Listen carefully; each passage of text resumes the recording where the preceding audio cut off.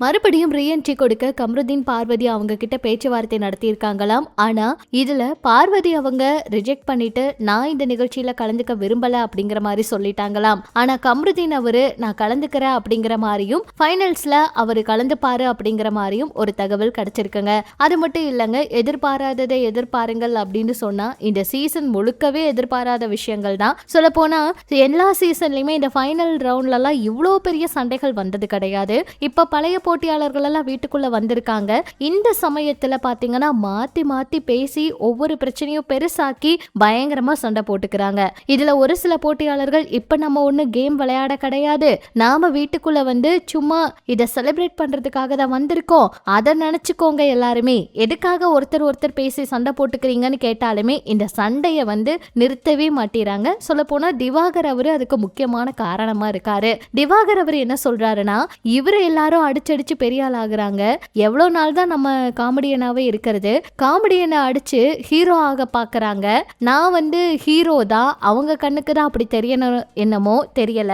அது மட்டும் இல்லாம இந்த ஏவி பார்த்துட்டு இருக்கும் போது பிரஜின் அவருக்கும் திவாகர் அவருக்கும் கொஞ்சம் வந்து வாக்குவாதம் ஏற்பட்டுருச்சு. அதுல பிரஜின் அவர் வந்து இந்த மாதிரி விஷயங்கள் எல்லாம் பண்ணாத, வெளியில வந்து நிறைய பேருக்கு நம்ம உதாரணமா இருக்கணும், இப்படிப்பட்ட விஷயங்கள் எல்லாம் பண்ணக்கூடாது, பதிவு பண்ணக்கூடாது அப்படிங்கிற மாதிரி சொல்றாரு. அதுக்கு வந்து திவாகர் அவர் என்ன சொல்றாருன்னா, நீங்க பண்ணதாலதான் நான் பண்ணேன் அப்படிங்கிற மாதிரி சண்டைக்கு போறாரு. அது மட்டும் இல்லாம பிரஜின் அவர் என்ன சொல்றாருன்னா, உங்களை மாதிரி நான் ஒன்னும் ஃபீல்ட் அவுட் ஆகி இல்ல, உங்களுக்கே இவ்வளோ இருந்தா எனக்கு எவ்வளோ இருக்கும், உங்களை மாதிரி வந்து நான் வந்து இப்ப சும்மா இல்ல அப்படிங்கிற மாதிரி பிரஜின் அவரை தாக்கி தாக்கி நிறைய விஷயங்கள் பேசுறாரு. அந்த இடத்துல சாண்ட்ரா அவங்களும் பிரஜின் அவங்களும் சிரிச்சுட்டு அதை கண்டுக்காம விட்டுட்டாங்க. திவாகர் அவர் பண்ற விஷயங்கள் எல்லாருக்குமே ரொம்பவே வந்துட்டு அதிர்ச்சியா தான் இருந்துச்சு. திருப்பி திருப்பி அந்த விஷயத்த பேசி பேசி பெருசாக்கி சண்டைய பெருசு பண்றாரு. இந்த இடத்துல கூட அமைதியா இல்லாம எங்க சண்டை கிடைக்கும்னு அவர் பார்த்துட்டே இருக்காரு.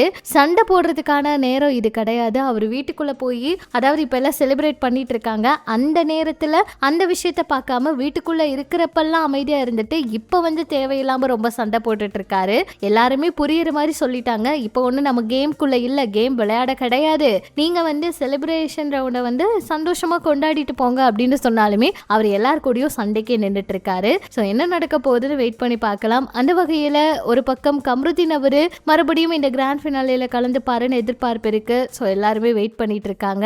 அப்புறம் அவரு சீரியல்லையும் மற்ற எதுல அவருக்கு வாய்ப்பு கிடைச்சிருக்கு, என்ன பண்ண போறாருன்னா பொறுத்திருந்து தான் பார்க்கணும். பார்வதி அவங்க ரொம்ப நாளுக்கு அப்புறம் ஒரு போஸ்ட் போட்டிருக்காங்க, அவங்க அம்மா கூட கோவில் போயிருக்காங்க, இப்பதான் அவங்க கொஞ்சம் கொஞ்சமா அதுல இருந்து மீண்டு வராங்க. சாண்ட்ரா அவங்க இன்னைக்கு பார்வதி அவங்க கிட்ட மன்னிப்பு கேட்டெல்லாம் பேசுறாங்க.